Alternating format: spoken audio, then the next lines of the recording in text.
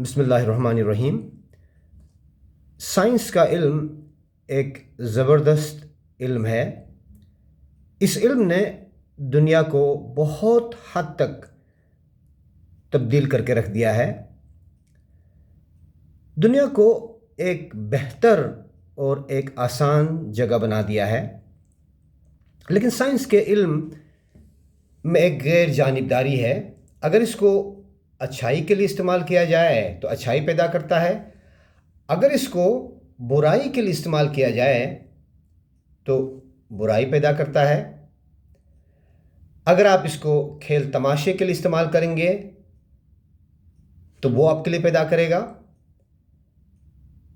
تو سائنس کا علم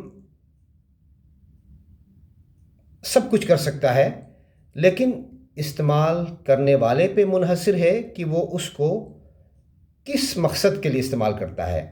اگر انسان اس کو انسانیت کی فلاح و بہبود کے لیے استعمال کرے تو وہاں بہت زیادہ کام کرے گا، اور کر چکا ہے، کر رہا ہے۔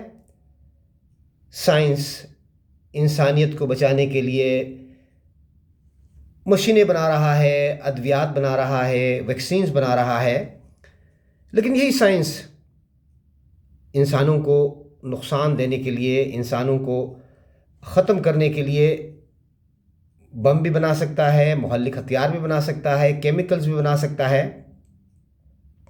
بہرحال دیکھیے کہ آج سے نصف صدی پہلے، یعنی 1969 میں 52 سال ہو گئے، انسان نے چاند پہ قدم رکھا۔ یہ بہت بڑا کارنامہ تھا، سائنس کا ایک معجزہ تھا، یہ بہت بڑا کارنامہ تھا۔ تو 3 انسان پہلی بار یعنی چاند کے سفر پہ گئے، ان میں سے 2 نیل آرمسٹرانگ اور بز آلڈرن جو ہے وہ چاند کی سطح پر انہوں نے قدم رکھا۔ جو ان کا تیسرا ساتھی تھا مائیکل کولنز، وہ کمانڈ موڈیول میں رہا۔ اس کا کام یہی تھا کہ وہ کمانڈ موڈیول میں رہے تاکہ واپس نیچے خود کو بھی لائے اور اپنے دونوں ساتھیوں کو بھی لائے۔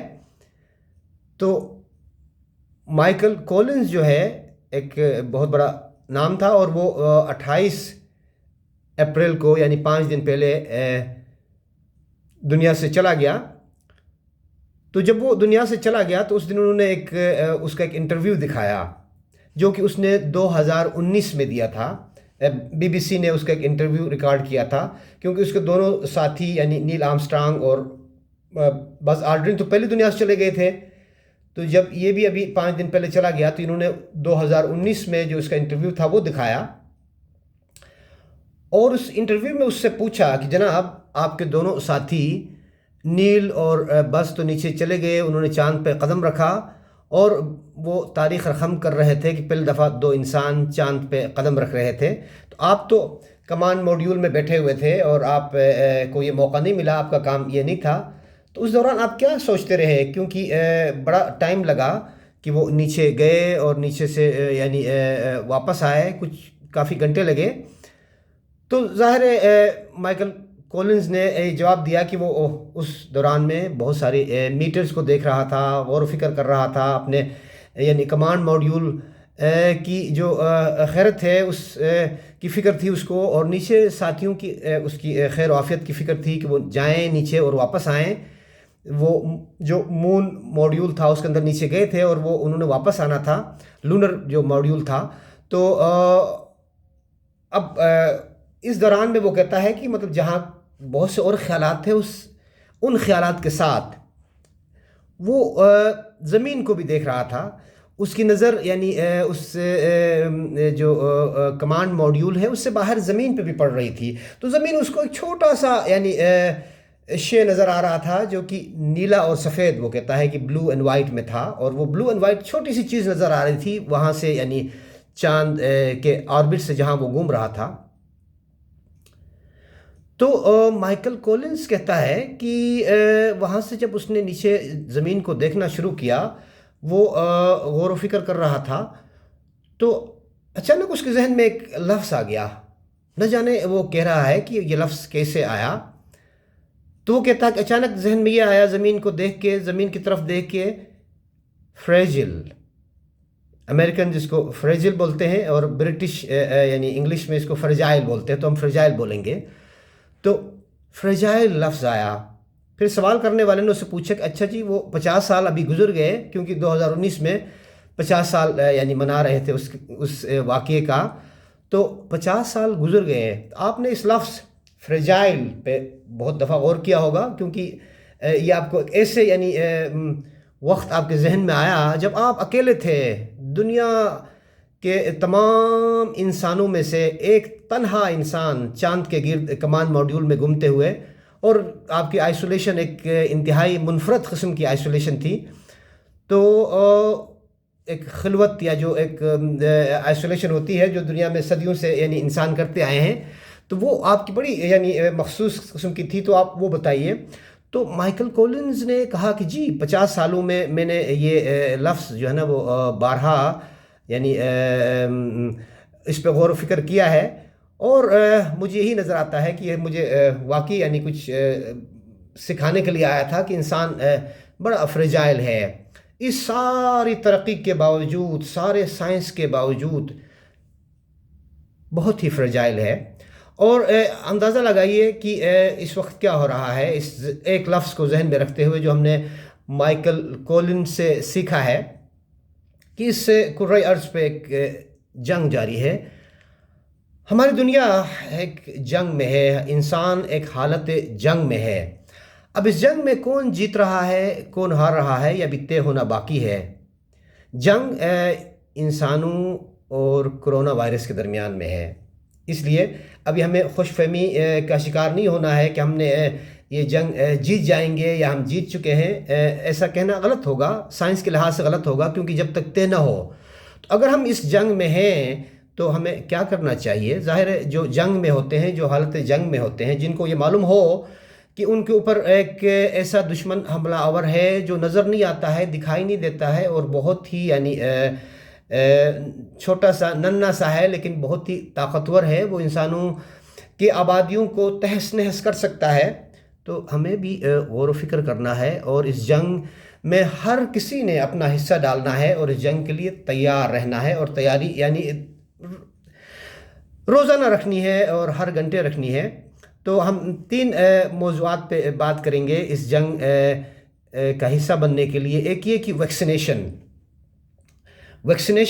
पे बात करेंगे। बहुत से सवालात हो रहे हैं हमारे यानी बहुत से अजीज़ों दोस्तों ने भी सवाल किए हैं। दूसरा कि बात करेंगे मास्क पे कि मास्क क्या अहमियत रहेगी जब वैक्सीनेशन पूरी हो जाएगी। और तीसरा कि कैसे हम उस यानी बीमारी के उस मखसूस यानी हिस्से को पहचानें जहां इंसान शदीद अलामात का शिकार हो सकता है और उसकी मौत वाक़या हो सकती है। वो कुछ मखसूस यानी अलामात जिनको हमें पहचानना चाहिए। तो पहले हम वैक्सीनेशन से बात शुरू करते हैं। वैक्सीनेशन के बारे में बहुत से सवालात हो रहे हैं। कुछ लोग हमसे पूछते हैं कि हम वैक्सीन लगाएं, हमें तो जी दिल की बीमारी है, कोई कहता है हमें डायबिटीज़ है, कोई कहता है हमें हमारे बुज़ुर्ग की उम्र ज़्यादा हो गई है, कोई कहता है हमें तो यानी हमारे अंदर इम्यूनिटी शायद कम है। तो जनाब आली, आपसे अर्ज़ है कि जिनको बीमारियां ज़्यादा हैं उन्हीं को वैक्सीन की ज़्यादा ज़रूरत है। जो 100% तंदुरुस्त हैं, जो नौजवान हैं, उनके अंदर तो अपनी मुदाफ़ियत ख़ुद शायद काम करेगी, इसीलिए 80% लोग ठीक हो जाते हैं। मामूली बीमारी हो जाती है 80%, 85% को माइल्ड डिजीज़ मामूली बीमारी होती है। लेकिन जो पहले से बीमारियां हैं, दिल की या शुगर की या ब्लड प्रेशर की बीमारी है या सांस की बीमारियां हैं, आपको बहुत ज़्यादा ख़तरा है कि आपकी इम्यूनिटी सही पैदा ना हो, इसलिए आप ज़रूर लगाएं। वैक्सीनेशन का अभी तक दुनिया में एक ही नुकसान देखा गया है, या नुकसान एलर्जी हो सकती है, और ये बहुत यानी कम यानी किसी को यानी एलर्जी होती है। अगर किसी को एलर्जी हुई है यानी वैक्सीन लगाने से पहले, वैक्सीन लगाने से या पहले से मालूम है कि इसके कुछ आज़ाद से आप इसके कुछ यानी केमिकल से एलर्जी है, तो वो न लगाएं। और ये बहुत यानी रेयर है, किसी को एलर्जी होना बहुत ही रेयर है। तो वैक्सीन سب کو لگانا چاہیے، سب کو لگانا چاہیے. یہ یعنی فائدہ مند ہے. جن کو پہلے سے بیماریاں ہیں ان کو زیادہ ضرورت ہے کہ وہ لگائیں. بعض لوگ کہتے ہیں کہ جی ویکسین لگانے کے بعد ہمیں کرونا وائرس پازیٹیو ہو رہا ہے، کیا ویکسین سے ہوا ہے؟ نہیں، ویکسین کبھی بھی آپ کو کرونا وائرس پازیٹیو نہیں کرے گا. ویکسین کرونا وائرس کی بیماری پیدا ہرگز نہیں کرتا ہے. اچھی طرح سن لیجئے. ہاں، ابھی آپ کو پہلا یعنی ٹیکہ لگا تھا یا یعنی 2 ٹیکے لگے تھے لیکن ابھی امیونٹی پوری طرح پیدا نہیں ہوئی تھی تو آپ کو کرونا وائرس انفیکشن ہو سکتا ہے. یہ ممکن ہے. لیکن جن کو ویکسین لگتا ہے ان میں سے بہت تھوڑے لوگ ہیں جن کو انفیکشن ہو سکتا ہے. اس وقت دنیا میں 20 کروڑ سے زیادہ لوگوں کو ویکسینیشن ہو چکی ہے، اور جو اس کے بعد جو انفیکشن ہے وہ بہت چند یعنی ہزار لوگ ہیں جن کو انفیکشن بعد میں ہوا ہے. یعنی امریکہ میں یہ فگر آئی ہے کہ وہاں پہ کوئی 8 کروڑ لوگوں کو جب ویکسینیشن ہوئی تو ویکسینیشن کے بعد کوئی 5000 ایسے ہیں. 8 کروڑ میں سے 5000 جن کو انفیکشن ہو چکی ہے بہت تھوڑے ہیں. ابھی کیوں ہوئی ہے؟ ہو سکتا ہے کہ وہ امیونٹی ابھی پیدا نہیں ہوئی تھی، وہ جلدی یعنی ان کو انفیکشن ہو گئی، یا کچھ ایسے بھی ہیں جن کو امیونٹی یعنی کمزور پیدا ہوگی یا بالکل نہیں ہوگی. اسی لیے تو بتایا جاتا ہے کہ ویکسینیشن سے امیونٹی زیادہ لوگوں میں ہوگی. 100% نہیں بتایا گیا ہے، تو کچھ لوگوں میں نہیں بھی ہو سکتی ہے، لیکن یہ امیونٹی پیدا کرے گی. اس کی مثال ایسی ہے کہ جیسے کہ ہم نے جنگ کی بات کی کہ جنگ کی حالت ہو، دشمن یعنی آپ کے شہر پہ، آپ کے ملک پہ، آپ کے گھروں پہ حملہ آور ہو رہا ہو اور آپ کے اندر فوج نہ ہو. اگر ویکسین آپ لے لیں گے تو وہ آپ کے اندر مدافعتی فوج پیدا کرے گی، اینٹی باڈیز پیدا کرے گی. اگر ویکسین نہیں لیں گے، مدافعت نہیں ہوگی، تو آپ اس کی مثال ہے جہاں پہ کوئی فوج نہیں ہے، دشمن آرام سے آپ کے اوپر قابض ہو سکتا ہے، آپ کو نقصان کر سکتا ہے، آپ شدید بیماری کا شکار ہو سکتے ہیں اور موت واقع ہو سکتی ہے.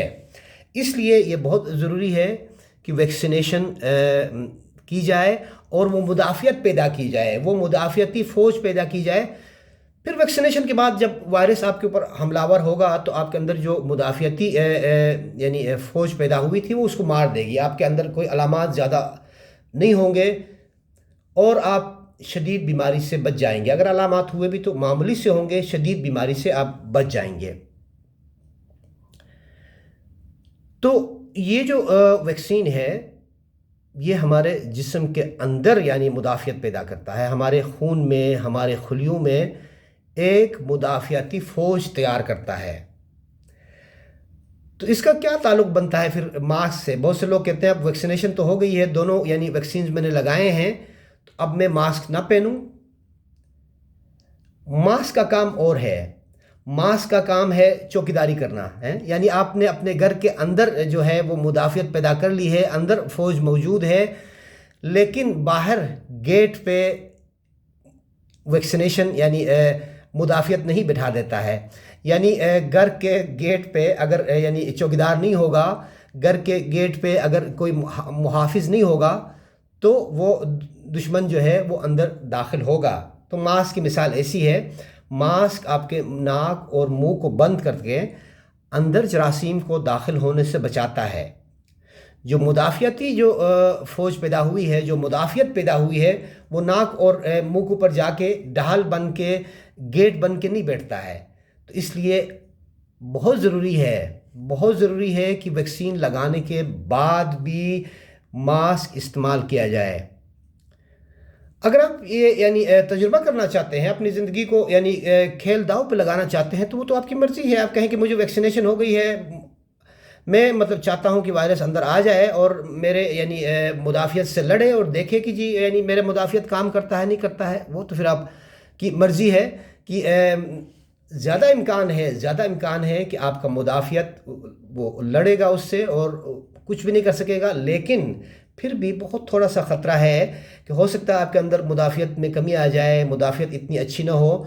تو اس سے بچنے کے لیے آپ بہتر ہے کہ آپ وہ مدافعتی جو محافظ آپ نے اپنے اندر پیدا کر دیے ہیں اس کو گیٹ پہ بٹھا دیجیے. اور گیٹ پہ یعنی یہ ماسک ہے، یہ آپ کے لیے یعنی گیٹ پہ کھڑا محافظ کا کام دے گا، یہ آپ کے یعنی ملک کے بارڈر پہ کھڑا محافظ کا کام دے گا. اور یہ آپ کو یعنی اندر مدافعت ہونے کے باوجود باہر سے جراثیم کو نہیں اندر آنے دے گا. اس کو ناک پہ اور منہ پہ رکھیں گے تو جو ہے نا وہ باہر سے جراثیم اندر نہیں آ سکیں گے. اور خدا نخواستہ آپ اگر اندر سے پیدا کر رہے ہیں تو باہر اور لوگوں کو بچائیں گے کہ اندر سے باہر کی طرف نہیں جائے گا. تو ہر کسی کو یہ ماسک پہننا بہت ضروری ہے باوجود اس کے کہ ویکسینیشن ہو چکی ہے. امریکہ میں یعنی بہت سے لوگوں کو بتایا گیا ہے کہ آپ اگر ویکسینیشن ہو گئی ہے، سب کو ہو گئی ہے، پوری کمیونٹی کو ہو گئی ہے، تو آپ ماسک نہ پہنیں. تو بہرحال یہ اس میں ایک سیاسی وجوہات زیادہ ہیں، سائنس اس میں کم ہے، تو اس لیے آپ کو وہاں سے یعنی یہ اثر لینے کی ضرورت نہیں ہے. آپ ماسک پہنے رکھیے. ماسک پہننا بہت زیادہ ضروری ہے. ابھی ہم آخری یعنی تیسری چیز کی طرف آتے ہیں کہ بہت سے لوگ اس بیماری میں جو اموات کا شکار ہو رہے ہیں، یہ وہ لوگ ہیں جو 15 سے 20% ہیں جن کے پھیپھڑے متاثر ہو جاتے ہیں، جن کو پھیپھڑوں کا شدید نمونیا ہو جاتا ہے. ساتھ میں بعض دفعہ ان کو یعنی پھیپھڑوں میں کلاٹس بنتے ہیں، پھر ان کو اس سے آگے شدید بیماری ہو جاتی ہے. کوئی ساتھ میں بیکٹیریل انفیکشن بھی ہونے لگتا ہے، ان کے گردے بھی متاثر ہو جاتے ہیں. تو آغاز اس کا یعنی پھیپھڑوں کو متاثر کرنے سے ہوتا ہے، پھیپھڑوں کے نمونیا سے ہوتا ہے.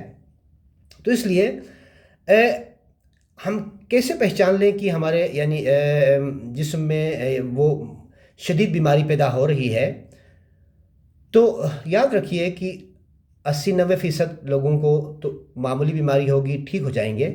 لیکن انہی لوگوں میں سے جو پازیٹیو ہیں، جن کو معمولی بیماری ہے، دن گننا شروع کر لیجئے کس دن بیماری شروع ہوئی تھی. 5ویں دن یا 6ٹھے دن آپ کو پھیپھڑے انوالو ہونے کا خطرہ زیادہ ہونے لگتا ہے. تو اگر آپ کو 5ویں دن، 6ٹھے دن، 7ویں دن، 8ویں دن، 9ویں دن یہ نہیں ہوا ہے، پھیپھڑے تب یعنی آپ کے یعنی متاثر نہیں ہو رہے ہیں، تو پھر آپ اس مطلب ہے کہ آسان فیز سے ہی نکل رہے ہیں. آپ کو وہ شدید یعنی بیماری سے نہیں گزرنا پڑ رہا ہے. تو اس لیے گزارش یہ ہے کہ 4تھے دن کے بعد آپ اپنے آپ پہ نظر رکھیے، اپنے عزیزوں پہ نظر رکھیے جو بیمار ہیں، دیکھیے، ان سے پوچھتے رہیے. 3 چیزیں ہیں جو WHO نے بتائی ہیں. ایک، سانس کی تکلیف ہوگی شدید، اس کا یعنی آپ نے خیال رکھنا ہے. دوسرا، سانس کی رفتار تیز ہو جائے گی. اور تیسرا، آکسیجن سیچوریشن، یعنی انگلی پہ جو ہم پلس آکسی میٹر رکھتے ہیں وہ سیچوریشنز کم ہونے شروع ہو جائیں گی. تینوں کا اکٹھا ہونا ضروری نہیں ہے، ہو بھی سکتا ہے تینوں اکٹھے، لیکن کوئی ایک بھی ہو سکتا ہے. اگر پلس آکسی میٹر سے آکسیجن کم ہونی شروع ہو جائے تو یہ ایک بذات خود یعنی ایک علامت ہے. اگر سانس کی رفتار 30 سے زیادہ ہونی شروع ہو جائے، 20 سے نیچے ہوتی ہے نارمل، 20 سے نیچے ہوتی، 30 سے زیادہ 1 منٹ میں اگر سانس آنے لگے یا سانس شدید آنے لگے، دقت ہونے لگے، تو آپ سمجھ لیجئے کہ آپ کو نمونیا ہو رہا ہے، آپ کے پھیپھڑے متاثر ہو رہے ہیں. کھانسی ہونا نہیں ہے، کھانسی معمولی اس میں بھی ہو سکتی ہے، کھانسی اس کا یعنی حصہ نہیں ہے. کھانسی عام علامات والوں کو بھی ہو سکتی ہے. تو پلس آکسی میٹر پہ عام لوگوں کو یعنی 94%، 94% سے اوپر ہونا چاہیے. اگر پہلے سے پھیپھڑے کی بیماریاں ہیں، جس طرح ہم کہتے ہیں نا جو یعنی سگریٹ پینے کی وجہ سے جو دمے کی بیماری ہو جاتی ہے پھیپھڑے کی، اگر وہ ہے، پرانی ہے، بزرگ ہیں، تو 92% بھی قابل قبول ہے، 90% بھی قابل قبول ہے. لیکن تمام دوسرے لوگوں میں جن کو پھیپھڑے کی پہلی بیماریاں نہیں تھیں، نوجوان تھے، اگر ان کو 94 سے نیچے ہو جائے تو آپ نے گہری نظر رکھنی ہے، آکسیجن کی ضرورت پڑ رہی ہے. 92 سے نیچے ہو جائے تو بہت خطرہ ہے. 90 سے نیچے ہو جائے تو ہسپتال لے جانے کے علاوہ کوئی چارہ نہیں ہے. لیکن اگر یہ فیصلہ بہت لیٹ ہو گیا، ٹائم پہ آپ نے پہچانا نہیں، اور اگر آپ نے بہت لیٹ ہسپتال لے جانے کا فیصلہ کیا تو نقصان ہو سکتا ہے. بہت سے لوگوں کی اموات راستے میں ہوئی ہیں. تو یہ آپ نے فیصلہ کرنے میں دیر نہیں لگانی ہے. پہچان لینا ہے کہ کس وقت یعنی مریض کو ضرورت ہوگی مزید یعنی دوائیاں لینے کی. اور آپ کو پتہ ہے کہ اس میں مزید دوائیاں کیا ہیں. مزید دوائیاں جو ہیں وہ یعنی سب سے پہلی جو دوائی، اہم ترین دوائی جو ہے وہ آکسیجن ہے. اگر کسی کے آکسیجن لیولز 94 سے نیچے ہونا شروع ہو جائیں تو اس کو آکسیجن دینے کی ضرورت ہوتی ہے. 92 سے نیچے تو ہر حال میں ضرورت ہوتی ہے، اور 90 سے نیچے ہسپتال میں ہونا ہر حال میں ضروری ہے. رہ گیا دوسرا، آپ کو یعنی ڈیکسامیتھاسون کی ضرورت ہوتی ہے. یہ معمولی بیماری والوں کو ضرورت نہیں ہے، جن کو یعنی ابھی آغاز ہوا ہے، شروع کے 4 5 6 دن میں ٹھیک ہیں یا ٹھیک ہو رہے ہیں، ان کو اسٹیرائڈس کی یا ڈیکسامیتھاسون کی ضرورت نہیں ہے. لیکن جن کو آکسیجن کم ہونا شروع ہو گیا ہے یا سانس کی رفتار تیز ہو گئی ہے، ان کو ڈیکسامیتھاسون یا ڈیکاڈران شروع کرنی چاہیے. انتظار نہیں کرنا چاہیے کہ پہلے ہم ایکس رے کرائیں گے یا سی ٹی اسکین کرائیں گے. وہ 1 دن بعد بھی ہو سکتا ہے، 2 دن بعد بھی ہو سکتا ہے. آپ گولی شروع کریں، اس کا کوئی نقصان نہیں ہے. اور یہ 6 ملی گرام روزانہ ہوتی ہے. پاکستان میں 1 ملی گرام یا 2 ملی گرام کی گولیاں نہیں ملتی ہیں. وہاں آپ کو اشاریہ یعنی 0.5 ملی گرام کی گولی ملتی ہے، تو وہ پھر 12 گولیاں لینی پڑتی ہیں، یعنی 6 ملی گرام بنانے کے لیے. تو اس لیے وہ گولیاں آپ 6 ملی گرام روزانہ شروع کر لیں. اور پھر اس دوران میں ظاہر ہے پھر کوئی سی ٹی اسکین ہوگا، ایکس رے ہوگا. جہاں پہ خطرہ ہے کہ کلاٹس بننے کا، وہاں پہ کوئی اور یعنی ہوتا ہے جس کو ہم سی ٹی پی اے کہتے ہیں، وہ ہوگا. تو یعنی بہت ہی مائلڈ سٹیج پہ ممکن ہے کہ یہ شدید بیماری کا علاج بھی گھر کے سٹیج پہ ہو، لیکن ہسپتال لے جانا اور مقامی ڈاکٹروں سے مشورہ کر کے یہ سب کرنا بہت ضروری ہے. اس سے آگے بھی یعنی دوائیاں ہیں، لیکن میں آپ اس کی تفصیل میں نہیں جاؤں گا، کیونکہ پھر اس سے آگے اگر صورتحال ہوئی ہے تو مقامی ڈاکٹروں سے مشورہ کرنا چاہیے. تو بہرحال یعنی خلاصے کے طور پر یہ بہت ہی ضروری ہے کہ ہم اس حالت جنگ میں اپنے آپ کو مستعد کریں. اپنے اندر وہ جو مدافعتی فوج ہے وہ پیدا کرنے کی کوشش کریں. اور یعنی اگر ہم نے وٹامن ڈی نہیں لے رہے ہیں تو وٹامن ڈی بھی لے لیں. اپنے آپ کو صحت مند رکھیں. ہم حالت جنگ میں ہیں. انسان اور کرونا وائرس کی جنگ چل رہی ہے. حالت جنگ میں جو لوگ ہوتے ہیں ان کو کیا کیا تدابیر کرنی چاہیے، آپ اچھی طرح سوچ لیجئے. یعنی اگر ہم اپنے آپ کو محفوظ رکھنا چاہتے ہیں، بچنا چاہتے ہیں، تو ہمیں بہت ساری احتیاط کرنے ہوں گے. اور اس احتیاط میں پہلا جو ہے وہ یعنی ویکسین لینے کا ہے. دوسرا ماسک یعنی پہننے کا ہے. اور تیسرا اپنی بیمار ہو جائیں تو بیماری کا صحیح یعنی علاج کرنے کا ہے. تو بہت شکریہ، بہت مہربانی. اللہ آپ سب کو اپنے حفظ و امان میں رکھے. بہت شکریہ.